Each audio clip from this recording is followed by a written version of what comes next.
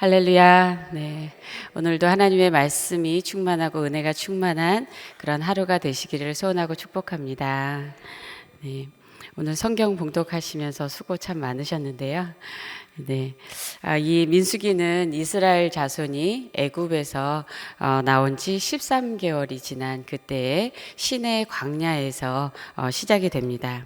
하나님께서 모세에게 이스라엘 온 회중 중에서 20세 이상으로 싸움에 나갈 만한 남자들을 계수하라고 명령하셨고, 그러면서 먼저 각 지파의 우두머리를 뽑아서 세우시고 그들과 함께 각 지파별로 그 수를 세웠습니다. 그리하여서 오늘 본문에서는 이 각 지파별로 계수된 20세 이상의 남자가 얼마가 되는지 그것을 보고하고, 또 그 총계가 60만 3,550명이라고 그렇게 말합니다. 이것이 오늘 말씀의 요약입니다.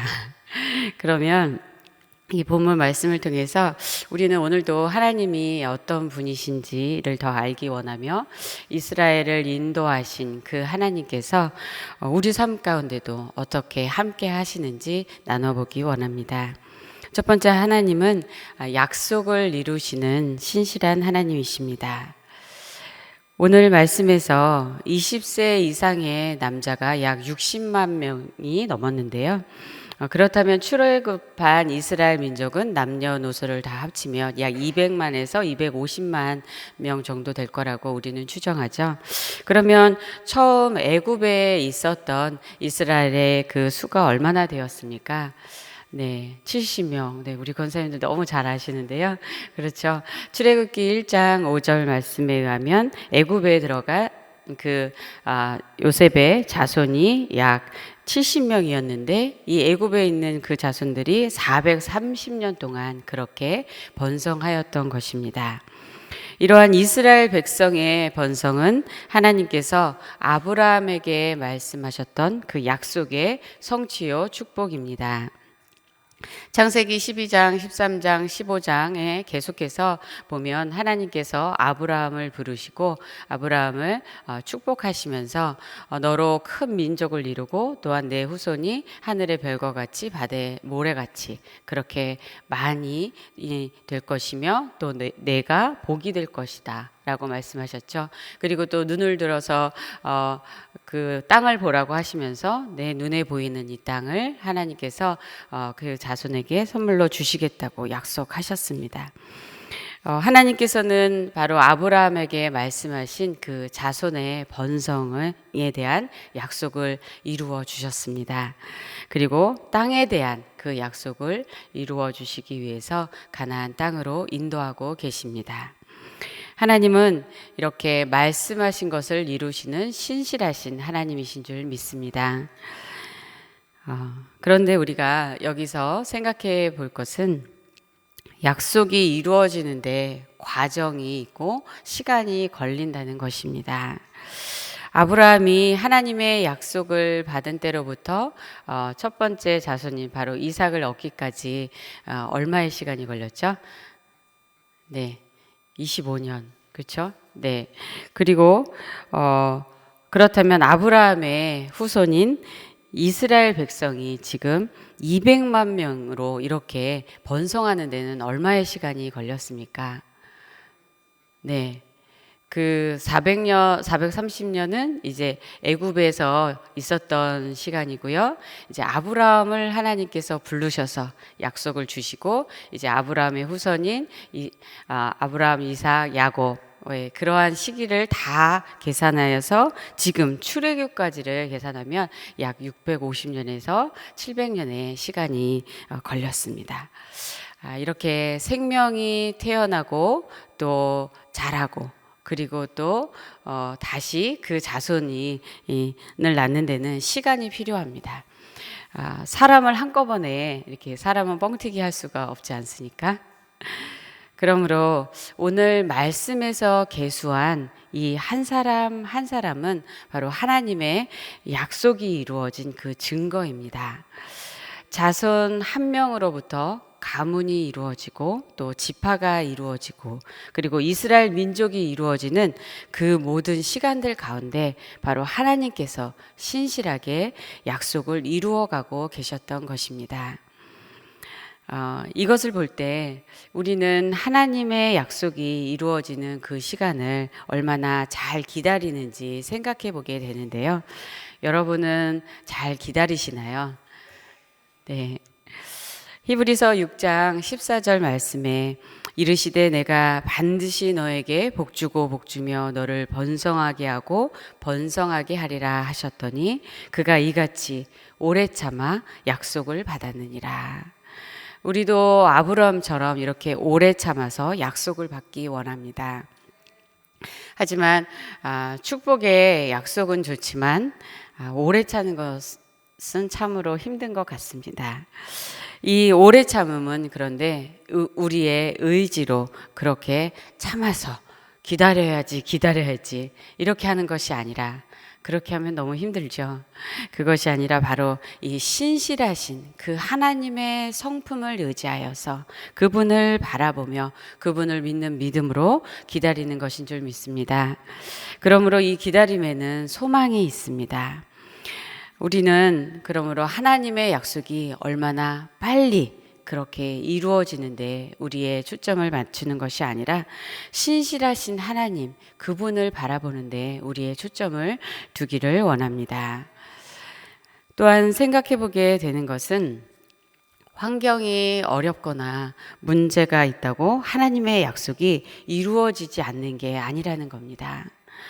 우리는 상황이 어려울 때 하나님의 약속을 의심하기가 쉽습니다. 하나님이 살아계신지를 의심하기도 합니다. 그런데 이스라엘 백성이 점점 번성하고 강해지는 이러한 하나님의 축복은 애굽의 그 혹독한 노예 생활 속에서도 계속 이루어지고 있었다는 것입니다. 출애굽기 1장 말씀을 보면 애굽 왕이 이스라엘 자손을 학대할수록 더욱 번성하여 퍼져나갔다고 그렇게 말씀하며 또한 태어나는 남자 아기를 모두 죽이라는 그러한 바로왕의 잔인한 명령에도 불구하고 하나님께서 산파들에게 또한 은혜를 주셔서 그 은혜로 그 백성은 더욱 번성하고 매우 강해져 갔다라고 그렇게 말씀합니다. 우리가 처한 어려운 상황 속에서도 하나님은 그분의 뜻과 언약을 이루어 가고 계신 줄 믿습니다. 사실 하나님은 그것을 넘어서는 분이십니다. 우리는 환경에 정말 많은 영향을 받고 또 문제들 때문에 많이 흔들리는 것을 경험하며 우리에게는 그러한 연약함이 있습니다. 특별히 건강에 문제가 있을 때 그리고 또한 자녀들에게 문제가 생기면 정말 힘이 듭니다. 하지만 하나님께서는 그 모든 상황들 속에서도 일하시고 그 문제들 통해서도 또한 선하신 뜻을 이루어 가고 계시는 줄 믿습니다. 그러므로 우리가 문제를 바라보고 또한 문제를 그렇게 생각하기보다는 그 가운데 일을 이루어 가시는 하나님 그리고 하나님의 약속의 말씀을 더욱더 붙잡기를 원합니다. 하나님의 말씀, 이 성경은 바로 하나님의 약속이며 약속의 성취입니다. 크리스틴 폴은 공동체로 산다는 것이라는 책에서 이렇게 말합니다. 성경은 약속과 언약 그리고 충실하신 하나님에 대한 긴 이야기라고 할 수 있다. 우리는 천지 창조에서 노아와 아브라함과 사라와 모세에게서 하나님의 약속이 살아 움직이는 것을 볼 수 있다. 언약은 세대를 거치며 새로워지고 또한 확장되었다. 하나님은 이스라엘에게 이 자손의 번성이라는 약속을 이루어 가시면서 결국 유다 지파로 또한 다윗의 후손으로 오실 메시아를 통한 구속사를 이루어 가고 계십니다. 그리고 예수 그리스도를 이 땅에 보내셨고 온 백성과 열방을 구원하시는 구속의 역사를 이루셨습니다. 모든 약속이 바로 예수님 안에서 성취된 줄 믿습니다. 이러한 예수 그리스도를 믿음으로 하나님의 자녀가 된 우리에게도 하나님께서는 많은 약속의 말씀들을 주셨습니다. 바로 성경의 말씀들이 우리를 향한 하나님의 약속의 말씀이며 베푸시는 은혜입니다. 그런데 하나님의 말씀 중에서 우리에게 주신 그러한 약속의 말씀으로 소중히 갖고 계신 그러한 말씀은 혹시 무엇이 있으십니까? 저는 목회자로 부름을 받았을 때 하나님께서 여호수아 1장 8절에서 9절 말씀을 주셨는데요. 잘 아시죠? 네, 이 율법책을 한번 같이 암송해 볼까요? 이 율법책을 내 입에서 떠나지 말게 하며 주야로 그것을 묵상하여 그 안에 기록된 대로 다 지켜 행하라. 그리하면 내 길이 평탄하게 될 것이며 내가 형통하리라. 예, 그리고 9절 말씀은 내가 내게 명령한 것이 아니냐. 강하고 담대하라. 두려워하지 말며 놀라지 말라. 내가 어디로 가든지 내 하나님 여호와가 너와 함께 하느니라 하시니라. 이 말씀을 통해서 정말 하나님 말씀을 떠나지 않고 묵상하고 지켜 행하는 삶이 가장 형통한 삶이라는 것을 그때서야 진심으로 깨닫게 되었습니다. 그전에는 예수님을 믿어도 세상의 것을 많이 얻으면 얻을수록 그것이 형통한 삶이라고 생각했습니다. 그런데 하나님의 말씀을 깨닫는 것, 그리고 말씀을 통해서 변화가 되는 것, 그리고 또 이 말씀에 순종할 때, 어렵지만 순종할 때 주시는 그 하나님의 기쁨, 그것이 세상 무엇과도 바꿀 수 없는 그러한 진정한 축복이고 형통이라는 것을 깨닫게 하신 그 은혜에 감사합니다. 이것을 진정으로 아는 목회자이기 전에 그리스도인이 되었다는 그것이 얼마나 감사한지 모르겠습니다. 그런데 또한 사역을 하면 할수록, 또 사역뿐만 아니라 우리 모두가 살아가면 살아갈수록 이렇게 진짜 마음을 강하게 하고 담대하게 해야 할 그러한 많은 일들이 우리 삶 가운데 일어나는 것 같습니다. 여러분들도 그러시죠? 네. 그런데 어디로 가든지 항상 함께 하시겠다는 그 약속의 말씀이 어려울 때마다 얼마나 힘이 되는지, 그 힘들 때 바로 이 약속의 말씀을 그렇게 다시 떠오르면 하나님께서 이겨낼 수 있는 그러한 은혜를 주셔서 여기까지 우리 모두를 인도하여 주신 줄 믿습니다. 여러분도 어떤 때마다, 또한 특별히 어떤 문제가 있을 때마다 하나님께서 주신 말씀은 무엇입니까? 그리고 이루어 주신 그 약속의 말씀은 무엇입니까? 성경에 하나님의 약속의 말씀을 몇 가지라고 알고 계십니까? 네, 3600가지라고 말씀하죠. 하나님이 어떤 분이신지, 그분의 성품에 대해서, 그분이 우리를 얼마나 돌보시고 사랑하시고 또한 공급하시고 인도하시는지 그 모든 약속의 말씀을 주셨습니다. 그리고 우리가 죄를 지었을 때 하나님께서 용서하시겠다는 사죄의 말씀, 또 구원의 약속의 말씀, 그리고 우리에게 성령님을 보내주시는 약속의 말씀, 그리고 그 성령의 열매를 맺게 하신다는 말씀, 그리고 또 마지막에 다시 예수님께서 오실 것이라는 약속의 말씀 등 수많은 그러한 약속의 말씀을 우리에게 주셨고 그것으로 우리를 축복해 주시기를 하나님은 원하십니다. 이렇게 하나님의 약속의 말씀을 가지고 그렇게 하나님과 교제하다 보면 바로 하나님은 우리 삶 가운데서 세밀하게 말씀해 주시고 그것을 이루어 주시고 또 그러면서 우리 삶에 정말 가까이 함께 계시는 분이시라는 것을 우리로 하여금 경험하게 하십니다. 그러므로 약속을 이루어 주시는 그 축복도 큰 축복이지만 바로 그 약속과 성취 사이에서 하나님이 정말 어떤 분이신지 그것을 알게 하시는 것, 바로 살아계신 하나님, 능력의 하나님, 신실하신 그 하나님을 우리에게 알려주시는 그것이 바로 더 큰 축복인 줄 믿습니다. 그렇게 하나님은 우리의 믿음을 키우시고 인도해 가십니다. 오늘 하나님께서 이스라엘에게 그 백성을 계수하라고 하신 말씀을 통해서 그들이 얼마나 많이 번성했는지 그 약속의 축복을 알게 된 것처럼 오늘 우리도 하나님이 우리와 함께 하시며 이루어 주신 그 모든 것들을 세어보기를 원합니다. 그리하여서 여기까지 함께 하신 그 신실하신 하나님을 기억하며 감사를 올려드리기 원합니다. 그리고 앞으로도 우리 한 사람 한 사람에게, 그리고 우리 교회와 공동체에게, 그리고 모든 민족을 향해 하나님께서 약속하신 일들을 놀랍게 이루어 가실 줄 믿음으로 바라보며 먼저 감사와 찬양을 올려드리기 원합니다. 오늘도 약속의 말씀을 붙잡고 믿음으로 승리하는 우리 모두가 되기를 소원합니다. 두 번째, 하나님은 약속을 받을 자로 우리를 준비시키시는 하나님이십니다. 오늘 말씀에서 각 지파의 지도자를 세우고 20세 이상 남자를 계수하라고 하신 것은 하나님께서 이스라엘 공동체를 전쟁에 대비하는 그러한 군대로 준비시키시리라는 목적이 있었습니다. 이스라엘은 출애굽을 통해서 더 이상 노예가 아니라 하나님의 백성으로 그 신분이 바뀌었습니다. 그렇지만 그들의 생각과 사는 방식은 노예로서의 방식에 익숙해져 있습니다. 하나님은 그들을 변화시키시고 준비시켜 가십니다.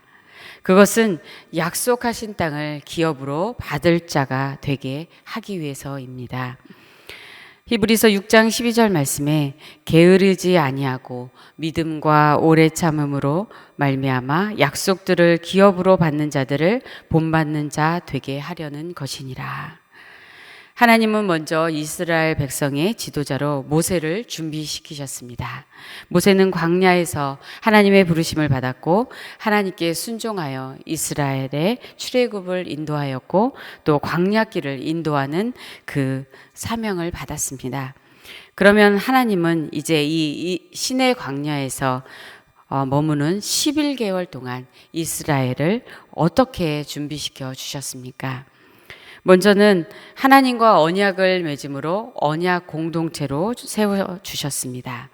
아브라함과 이삭과 또 야곱과 언약을 맺으셨던 그 하나님은 이제 출애굽한 이스라엘과 언약을 맺습니다.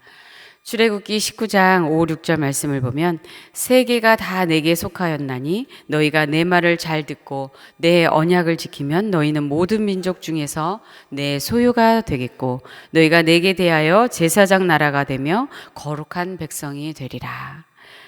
그리고 백성들은 일제히 하나님의 명령대로 행하겠다고 대답하고 언약을 맺습니다. 그 다음에 하나님은 하나님을 예배하는 성막을 짓게 하셔서 이스라엘을 성막 공동체, 예배 공동체로 준비시키십니다. 하나님께서 이스라엘을 출애굽시키신 그 목적이 바로 하나님을 예배하게 하기 위함이었죠. 그러므로 이스라엘 공동체는 진을 치는 곳에서도 그리고 이동할 때도 항상 그 중심에 성막이 있어서 항상 하나님을 중심으로 하는 그 삶으로 훈련되도록 그렇게 하셨습니다. 그 다음으로 하나님께서는 율법을 그들에게 주셔서 하나님의 백성으로 구별된 그러한 거룩한 신앙 공동체로 살아가도록 훈련시키셨습니다. 그리고 이제 이 시내 광야를 출발하기 바로 20일 전에 광야에서의 전쟁에 대비하도록 그리고 가나안 땅을 정복할 수 있도록 이스라엘을 하나님의 군대로 준비시키십니다. 군사적인 이러한 조직이 되어서 머무를 때도 행진할 때도 지파에 따라서 그렇게 위치와 할 일을 하나님은 분배하셨습니다. 그래서 각 지파가 협력하여 질서를 따라야만 했습니다. 하나님은 이렇게 전쟁할 수 있도록 이스라엘을 공동체로 다 함께 계속해서 훈련시키셨습니다. 오늘 말씀에서 보면 이 12지파 중에서 유다 지파에서 전쟁에 나갈 자가 74,600명으로 가장 많습니다. 혈통적인 장자 르우벤의 그 범죄로 장자의 축복이 유다에게로 넘어갔기 때문에 유다 지파가 가장 큰 번성의 축복을 받은 것으로 나타납니다. 그리고 성막을 섬겨야 하는 레위 지파가 빠지고 요셉의 두 아들 므낫세와 에브라임이 그 자리를 대신하여서 12지파가 되는데, 바로 므낫세와 이 에브라임을 합치면 요셉 지파가 두 번째로 많습니다. 각 지파는 그리고 3만, 4만, 5만 정도가 되고 단 지파가 6만 정도로 많은 것을 볼 수 있습니다. 그리고 각 지파는 이제 동서남북으로 각각 세 지파씩 이렇게 위치가 정해졌는데, 동쪽에 위치한 그 세 지파 중에서도 유다 지파가 대표하여서 선두로 그렇게 나아가는 역할을 맡았습니다.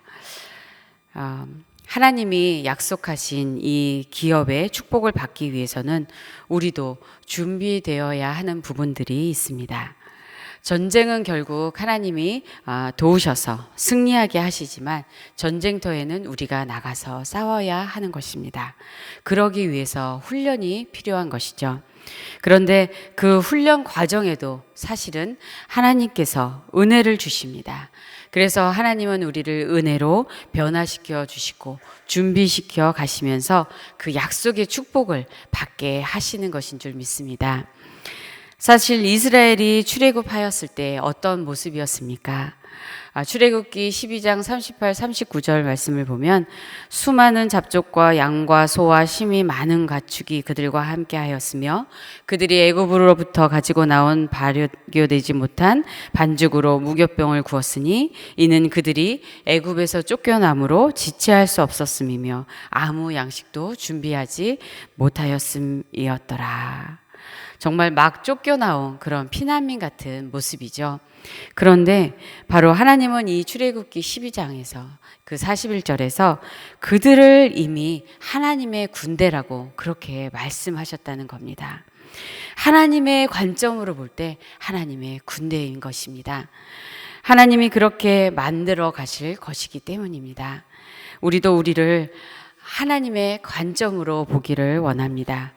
우리의 모습을 보면서 은혜를 받을 조건과 자격이 없는데 라고 생각하는 것이 아니라, 그럼에도 불구하고 은혜를 주시는 그 하나님을 바라보고 감사하기 원합니다.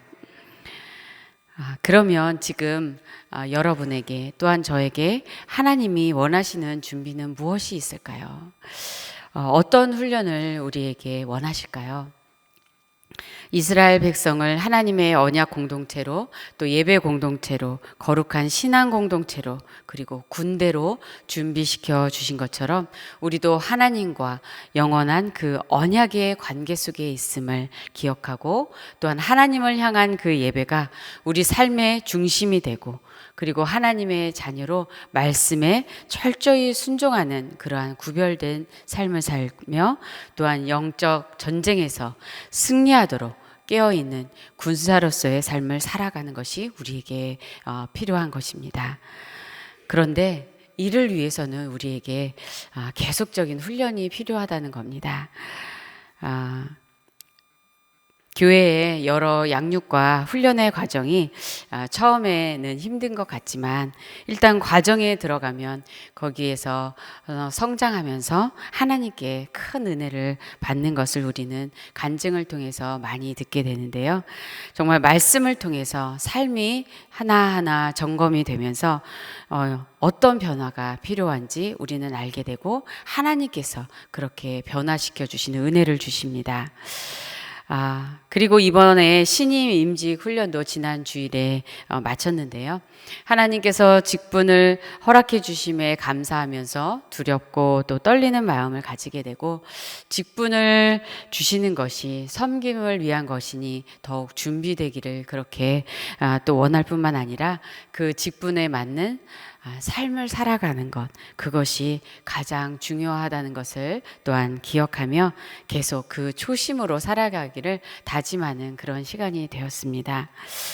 그런데 우리에게 준비와 훈련이 필요하다는 것은 우리가 잘 알지만, 실제 여러분 훈련 받는 것을 좋아하세요?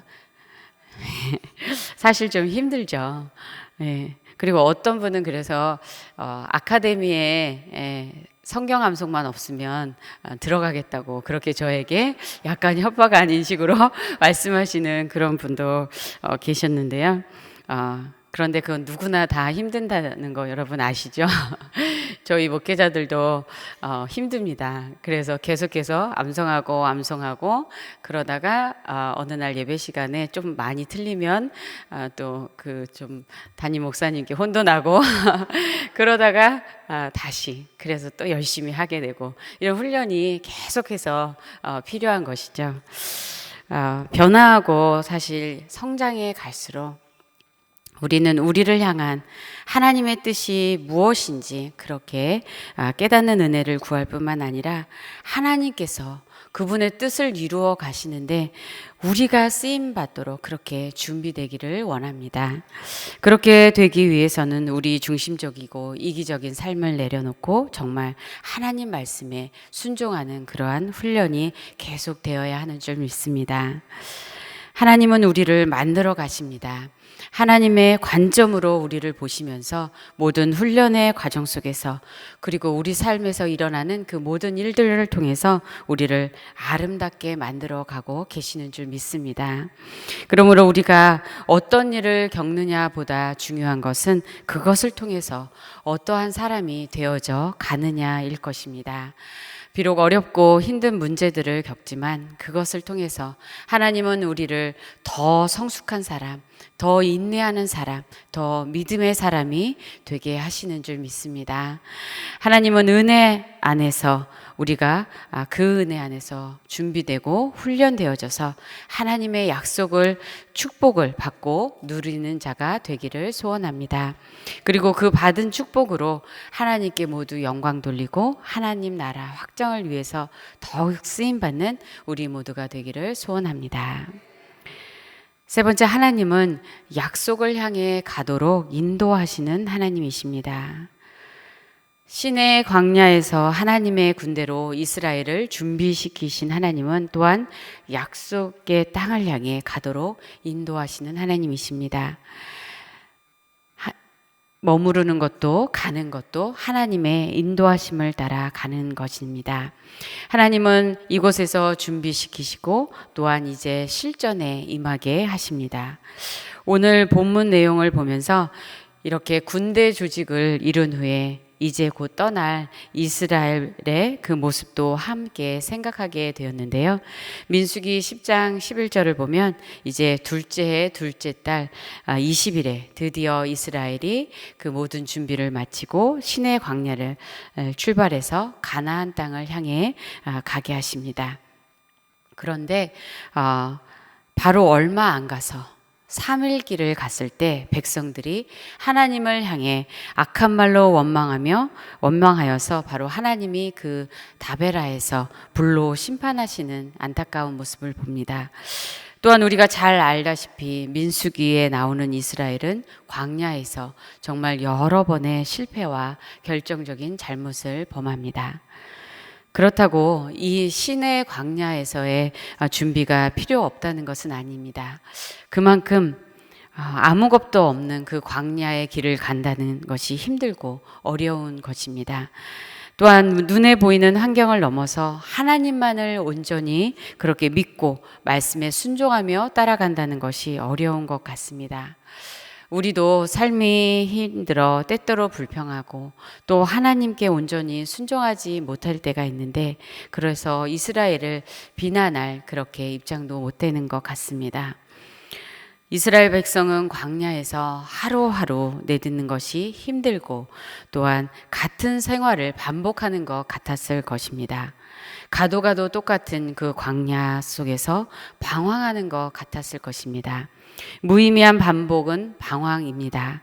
그러나 그들이 정말 하나님의 약속을 믿고 그 약속의 땅을 향해 가는 그 목표가 바로 자기의 것으로 그렇게 분명히 가졌다면 그저 방황하는 것이 아니었을 것입니다. 하나님이 약속하신 그 축복을 향해서 꿈을 향해서 가는 것은 전진인 줄 믿습니다. 이스라엘이 어떠하든지 약속에 신실하신 그 하나님은 이스라엘 백성을 그런데 끝까지 버리지 않으시고 그들을 돌보시며 인도하셨습니다. 그 광야에 하나님이 함께 하셨습니다. 그들의 눈으로 바로 볼 수 있도록 그렇게 하나님은 구름으로 그 성막 위에 덮여 있었고, 또한 출발할 때는 구름이 성막 위로 떠올랐습니다. 그리고 잘 아시는 것처럼 구름 기둥으로 불 기둥으로 그들을 인도하셨습니다. 또한 신명기 7장을 보면 하나님은 그들을 인도하여 모든 위험에서 지키시고 보호하셨고, 또 물도 만나도 먹을 것도 주셨습니다. 그리고 40년 동안 의복이 헤어지지 않고 그 발도 부르트지 않았다고 말씀합니다. 아무것도 없는 광야에서, 그렇지만 하나님은 그들에게 더 특별한 돌보심의 은혜를 베푸셨습니다. 지금 혹시 어떤 어려운 길을 걷고 계신가요? 어떤 방향으로 가고 계신가요? 비록 어렵고 힘든 길, 광야 같은 그러한 길을 가더라도 그 길에 하나님이 함께 하시고 인도하고 계시다면 바로 가고 있는 것인 줄 믿습니다. 쉬운 길인지 어려운 길인지 그것으로 선택하는 것이 아니라 하나님이 함께 하시는 그 길을 선택하는 우리 모두가 되기를 원합니다. 하나님은 신실하셔서 이스라엘 조상들과의 언약을 지키기 위해, 그리고 그들을 사랑하기 때문에 이스라엘 백성이 수없이 언약을 깨어도 끝까지 그들을 인도하시고 결국 가나안 땅으로 들어가도록 약속을 이루어 주셨습니다. 우리도 또한 소망을 가지기 원합니다. 우리 모두 평생에 하나님과 함께 하기를 원하며 하나님이 약속하신 그 길을 믿음으로 끝까지 가기를 원하며, 그렇게 하나님께서 우리에게 은혜 주시기를 간절히 기도하기 원합니다. 때로 우리가 연약해서 넘어지더라도 우리를 일으키시고 붙들어 주시는 그 하나님의 은혜가 있는 줄 믿습니다. 오 목사님이 전에 넘어져도 다시 일어나는 이 오뚜기 오씨가 가장 좋다고 그렇게 말씀하셨는데요. 엘리자베스 큐블러 로스는 상실 수업에서 이렇게 말합니다. 실수는 누구나 하는 거다. 아기가 걸어 다니기까지 3,000번을 넘어지고야 겨우 걷는 법을 배운다. 나는 3,000번을 이미 넘어졌다가 일어난 사람인데 뭘 별것도 아닌 일에 좌절하나. 우리도 모두 3,000번 이미 넘어졌다가 일어난 사람들입니다. 대단한 사람들이죠. 네, 그런데 바로 하나님께서 우리 안에 그렇게 오뚜기처럼 일어나는 은혜를 주셔서 우리가 일어난 것인 줄 믿습니다. 마지막으로 하나님이 약속하신 땅을 향해서 하나님의 약속의 축복을 소망하면서 이 삶의 길을 가는데, 그 길을 가는 여정이 좀 더 즐거우면 좋겠다는 생각을 합니다. 지금 어떻게 그 길을 걷고 계십니까? 오늘은 어떤 마음으로 하루 길을 걸어 가실 것입니까? 같은 길을 가더라도 좀 더 믿음으로, 그래서 두렵기보다 담대함으로, 좀 더 소망을 가지고 염려보다는 기쁨으로, 좀 더 사랑을 가지고 하나님과 가족과 사람들을 그렇게 돌보고 사랑하면서 그렇게 살아가면 좋겠다는 생각을 해보게 됩니다. 시편 16절 11절 말씀에 주께서 생명의 길을 내게 보이시리니 주의 앞에는 충만한 기쁨이 있고 주의 오른쪽에는 영원한 즐거움이 있나이다. 우리가 도착도 중요하지만 이 여정도 중요한 것 같습니다. 그러므로 오늘도 주님과 함께 걷는 이 길 가운데 기쁨이 충만하기를 소원합니다. 또한 주님께서 마지막까지 은혜로 우리를 인도해 주실 줄 믿으며 함께 승리하는 우리 모두가 되기를 소원하며 축복합니다.